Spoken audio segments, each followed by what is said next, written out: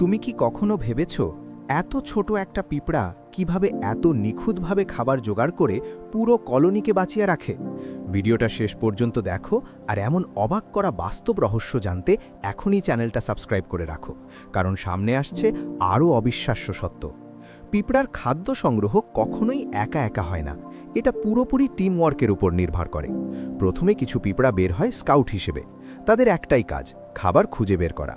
যেই মুহূর্তে কোনো স্কাউট পিঁপড়া খাবার খুঁজে পায়, সে সাথে সাথে সেটা তুলে নেয় না, বরং সে হাঁটার পথে এক ধরনের বিশেষ রাসায়নিক গন্ধ ছেড়ে দেয়, যাকে বিজ্ঞানীরা বলেন ফেরোমোন।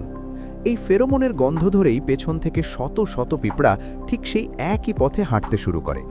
খাবার যত দরকার হয়, গন্ধটা তত শক্তিশালী হয়, আর তত বেশি পিঁপড়া সেখানে পৌঁছে যায়। যদি খাবারটা ছোট হয়, কয়েকটা পিঁপড়াই যথেষ্ট, কিন্তু খাবারটা যদি বড় হয়, তখন 10-20টা পিঁপড়া একসাথে টেনে ঠেলে মিলেমিশে সেটা নিয়ে যায়। সবচেয়ে অবাক করা ব্যাপার হলো, পিঁপড়াদের কোনো নেতা নেই, কেউ কাউকে নির্দেশ দেয় না, তবুও পুরো কাজটা হয় নিখুঁতভাবে।